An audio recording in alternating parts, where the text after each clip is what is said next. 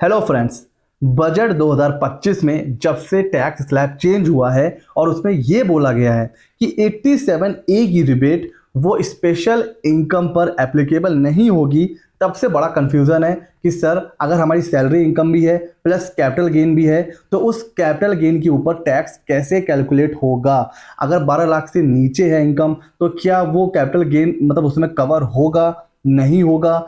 Salary अगर exempt है तो क्या पूरे कैपिटल गेन पे टैक्स पे करना पड़ेगा, और मार्जिनल रिलीफ कैसे कैलकुलेट होती है और ये मार्जिनल रिलीफ है क्या। ये सारी चीजें आज हम समझेंगे इस टैक्स कैलकुलेटर से।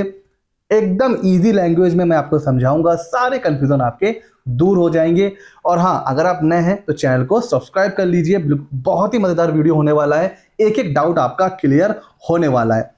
सबसे पहले देखिए, ये जो कैलकुलेटर है इसमें ओल्ड वर्सेस न्यू का कंपैरिजन भी है, लेकिन अब क्योंकि 12 लाख तक 87A की रिबेट को बढ़ा दिया है, जिसकी वजह से अब 12 लाख तक कोई टैक्स नहीं है।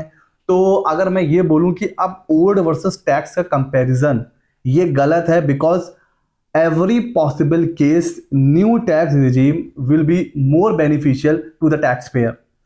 अब अगर आप देखोगे तो भाई कितनी भी डिडक्शंस आप ओल्ड में क्लेम कर लो, तब भी आप 12-13 लाख तक की इनकम को एग्जेम्प्ट नहीं कर सकते हो, अल्टन अनलेस आपके पास हर सेक्शन में जो मैक्सिमम लिमिट है वो डिडक्शन ना हो, और ऐसा प्रैक्टिकली कितनों के पास होता है। तो अगर मैं इसका पूरा क्रक्स आपको बताऊं तो अब फाइनेंशियल ईयर 25-26 से न्यू टैक्स रिजीम ही बेनिफिशियल होने वाला है, और यहां पे सरकार ने बोल दिया है कि old tax regime bye bye. ठीक है सर, आज हम देखेंगे कि sir marginal relief, capital gain और न्यू स्लैब आने के बाद क्या क्या बेनिफिट्स होने वाले हैं और इसको समझना कैसे है। सबसे पहले हम लोगों ने इनकम यहां पे ली है 12,75,000। ओल्ड रिजीम में 50,000 डिडक्शन पहले भी थी, अभी भी है, बट न्यू रिजीम में स्टैंडर्ड डिडक्शन को बढ़ाकर 75,000 कर दिया है। तो डिडक्शन लेस करने के बाद टैक्सेबल इनकम हुई यहाँ पर 12,25,000 ओल्ड में, और न्यू में हो गई 12 लाख। लेकिन न्यू में 12 लाख तक मिल जाएगी हमें 87A की रिबेट, जो कि होगी मैक्सिमम 60,000। उस वजह से कोई भी टैक्स हमें पे नहीं करना है, बल्कि लेकिन ओल्ड में हमें 1,87,200 का टैक्स पे करना है। मतलब जमीन आसमान का फर्क है सर। तो देखिए, इसीलिए मतलब वैसे तो 12 लाख तक एग्जेम्प्ट है, बट यहाँ पर मैं बात कर रहा हूँ सैलरी इंप्लॉय की, तो उनकी जो सैलरी 12,75,000 तक एग्जेम्प्ट होने वाली है, बिकॉज 75,000 का उन्हें मिल जाएगा स्टैंडर्ड डिडक्शन। तो 12,75,000 तक की सैलरी हो जाएगी एग्जेम्प्ट। ठीक हो गया सर। अब सर ये हमें बताइए कि ये मार्जिनल रिलीफ क्या होता है, ठीक है, और ये क्यों दिया जाता है, इसका मतलब क्या है। बहुत ही सिंपल तरीके से समझाऊंगा। इसको समझाने के लिए मैं यहाँ पर न्यू रिजीम में स्टैंडर्ड डिडक्शन को 0 कर देता हूँ। मैं मान रहा हूँ ये नॉन सैलरी पर्सन है, ठीक है। अच्छा, अब मुझे बताइए 12 लाख तक की इनकम पर 12 लाख की इनकम पर कोई भी टैक्स नहीं है, तो यहाँ पर भैया टैक्स है नील। लेकिन जैसे ही कोई पर्सन 12 लाख से 1 रुपए भी ज्यादा अर्न करता है, उसको लगभग 60,000 का टैक्स पे करना पड़ेगा। अब ये कहेगा नहीं कि मेरी इनकम सिर्फ 1 रुपए से बढ़ी है और आप मुझसे टैक्स ले रहे हो 60,000। बहुत नाइंसाफी है, बहुत डिस्क्रिमिनेशन है। इस चीज को समझते हुए मार्जिनल रिलीफ को इंट्रोड्यूस किया गया कि भाई जितनी आपकी एक्स्ट्रा इनकम है 12 लाख से ऊपर, उतना ही टैक्स पे करिए। बट उसका एक रूल है, वो रूल ये कहता है, एक लाइन में आपको मार्जिनल रिलीफ समझ में आ जाएगा, इसको पढ़िए। When your extra income is more than tax liabilities. जब आपकी एक्स्ट्रा इनकम का मतलब 12 लाख से जितनी भी ऊपर जाएगी, तो जैसे ही आपकी एक्स्ट्रा इनकम आपकी टैक्स लायबिलिटी से ज्यादा हो जाएगी, उसके बाद आपको कोई मार्जिनल रिलीफ नहीं मिलेगा। इट मींस कब तक मिलेगा, जब आपकी एक्स्ट्रा इनकम आपकी टैक्स लायबिलिटी से कम होगी। इसको आइए एग्जांपल से समझते हैं। जैसे मैं सीधे यहीं पे चेंज करता हूं, न्यू रिजीम में मेरी इनकम है 12,10,000। 12,10,000 12,10,000 पर कितनी मेरी एक्स्ट्रा इनकम हुई सर, मेरी एक्स्ट्रा इनकम हुई सर 10,000। 12 लाख से कितना ऊपर हुआ, 10,000 तो ऊपर हुआ ना, तो 10,000।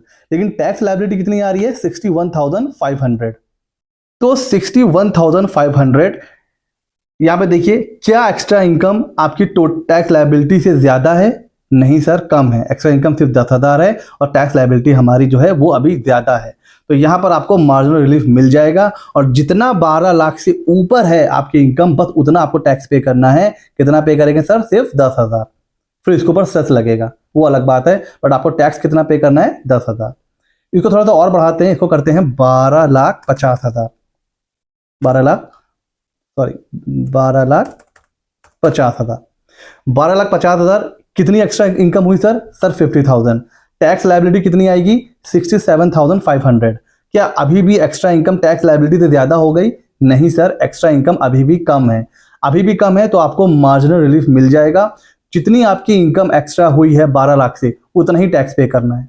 इसको और ज़्यादा करते हैं सर, इसको करते हैं 12,60,000।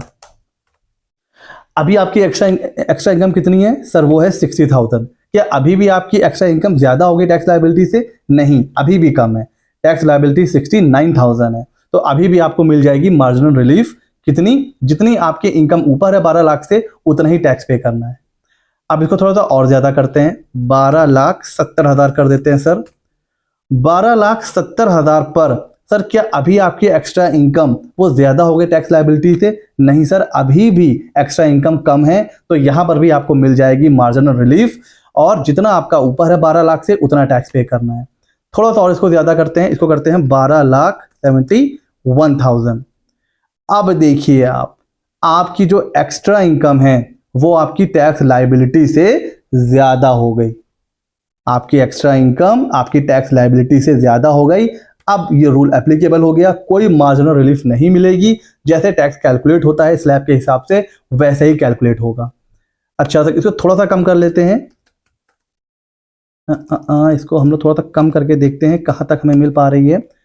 तो 12,70,500, यहाँ पर आपकी जो एक्स्ट्रा इनकम है सर, वो अभी क्या है? कम है टैक्स लायबिलिटी से। कितनी? 75 रुपीज़। तो यहाँ पर आपको मार्जिनल रिलीफ मिल जाएगा।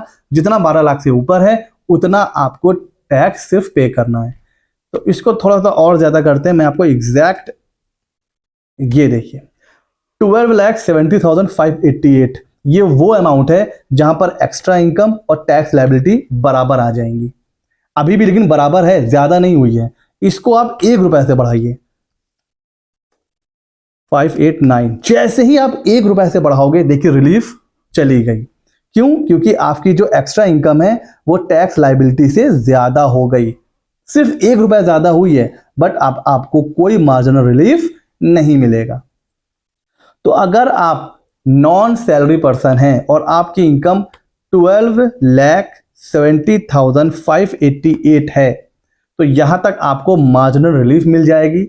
उस रिलीफ में आपको बेनिफिट क्या मिलेगा? जितनी आपकी इनकम एक्स्ट्रा है 12 लाख से, उतना ही आपको टैक्स पे करना है।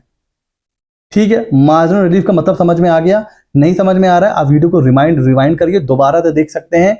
स्टिल कोई कंफ्यूजन है, आप कमेंट सेक्शन में पूछ सकते हैं। अब बात करते हैं सर कैपिटल गेन की। सर कैपिटल गेन कैसे और कब कैलकुलेट करना है? क्या ये अलग से आएगा, स्लैब रेट के हिसाब से टैक्स निकालेंगे, कैसे क्या होगा? बात करते हैं यहाँ पे लॉन्ग टर्म कैपिटल गेन की। ठीक है, सिंपल। देखिए 1,25,000 आपका कैपिटल गेन हुआ। ये एग्जेम्पशन लिमिट हमें पता है, पहले 1 लाख थी, अब इसको बढ़ाकर 1,25,000 कर दिया है। तो LTCD अगर आपका 1,25,000 तक है तो आपको कोई टैक्स पे नहीं करना है। लेकिन अगर आपका लॉन्ग टर्म कैपिटल गेन 1,50,000 है, तो इसमें 1,25,000 हटा दीजिए। जो बैलेंस 25,000 है, उसका 12.5% ये आपको ओल्ड में भी देना है और न्यू में भी देना है। भले ही आपकी इनकम 12 लाख से नीचे है, आपको इतना पे करना पड़ेगा। अगर आपका कैपिटल गेन 1,75,000 है, तो 1,25,000 एग्जम्पशन हटा दीजिए। जो बैलेंस 50,000 है, उसका 12.5% ओल्ड में भी पे करना है, न्यू में भी पे करना है। यहां पर भी स्पेशल इनकम के ऊपर स्पेशल रेट से टैक्स लग रहा है। भले ही आपकी इनकम 12 लाख से कम है, सैलरी इनकम, और उसके ऊपर आपको 87A की रिबेट मिल रही है, स्टिल आपको इतना टैक्स तो पे करना पड़ेगा। और अगर आपका लॉन्ग टर्म कैपिटल गेन 2,25,000 है, तो अकॉर्डिंगली आपको 12,500 12,500 चाहे ओल्ड हो न्यू हो, दोनों में आपको टैक्स पे करना पड़ेगा। ठीक हो गया। लेकिन सर मुझे हमें ये बताइए, अगर हमारी सिर्फ ओनली कैपिटल गेन इनकम है तो क्या होगा? सिर्फ कैपिटल गेन इनकम है और आप हैं न्यू रिजीम में, सपोज न्यू रिजीम में। देखिए स्पेशल इनकम पर 87A ना मिलता हो, लेकिन जो बेसिक एग्जेम्पशन लिमिट है वो एप्लीकेबल होती है। जैसे आपका पूरे साल का लॉन्ग टर्म कैपिटल गेन वो है लेट सपोज 3 लाख, और एग्जेम्पशन लिमिट कितनी हमें पता है 4 लाख है।